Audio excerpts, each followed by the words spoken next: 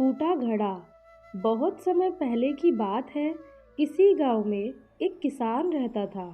वह रोज भोर में उठकर दूर झरनों से स्वच्छ पानी लेने जाया करता था।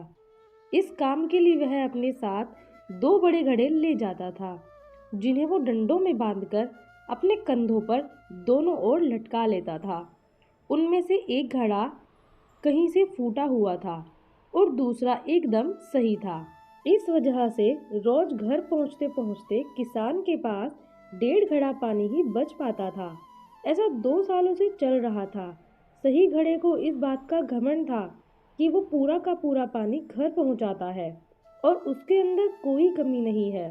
वहीं दूसरी तरफ फूटा घड़ा इस बात से शर्मिंदा रहता था कि वो आधा पानी ही घर तक पहुंचाता है और किसान की मेहनत बेकार चली जाती है। फूटा घड़ा ये सब सोचकर बहुत परेशान रहने लगा और एक दिन उससे रहा नहीं गया। उसने किसान से कहा, मैं खुद पर शर्मिंदा हूँ और आपसे क्षमा मांगना चाहता हूँ। क्यों? किसान ने पूछा। तुम किस बात से शर्मिंदा हो? शायद आप नहीं जानते, पर मैं एक जगह से फूटा हुआ हूँ और पिछले 2 सालों से मुझे जितना पानी घर पहुँचाना चाहिए था, बस उसका आधा ही पहुँचा पाया हूँ।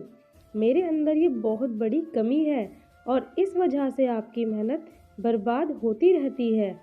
फूटे घड़े ने दुखी होते हुए कहा। किसान को घड़े की बात सुनकर थोड़ा दुख हुआ और वह बोला, कोई बात नहीं, मैं चाहता हूँ कि आज लौटते वक्त तुम रास्ते में पड़ने वाले सुंदर फूलों को देखो। घड़े ने वैसा ही किया। वह रास्ते भर सुंदर फूलों को देखता आया। ऐसा करने से उसकी उदासी कुछ दूर हुई, पर घर पहुंचते पहुंचते फिर उसके अंदर से आधा पानी गिर चुका था। वो मायूस हो गया और किसान से क्षमा मांगने लगा। किसान बोला, शायद तुमने ध्यान नहीं दिया, पूरे रास्ते में जितने भी फूल थे वो बस तुम्हारी तरफ ही थे, सही घड़े की तरफ एक भी फूल नहीं था। ऐसा इसलिए क्योंकि मैं हमेशा से तुम्हारे अंदर की कमी को जानता था और मैंने उसका लाभ उठाया। मैंने तुम्हारे तरफ वाले रास्ते पर रंग बिरंगे फूलों के बीज बो दिए थे। तुम रोज थोड़ा थोड़ा करके उन्हें सींचते रहे और पूरे रास्ते को इतना खूबसूरत बना दिया। आज तुम्हारी वजह से ही मैं इन फूलों को भगवान को अर्पित कर पाता हूँ और अपना घर सुंदर बना पाता हूँ। तुम ही सोचो, अगर तुम जैसे हो वैसे नहीं होते तो भला क्या मैं ये सब कुछ कर पाता? दोस्तों, हम सभी के अंदर कोई ना कोई कमी होती है, पर यही कमियां हमें अनोखा बनाती है।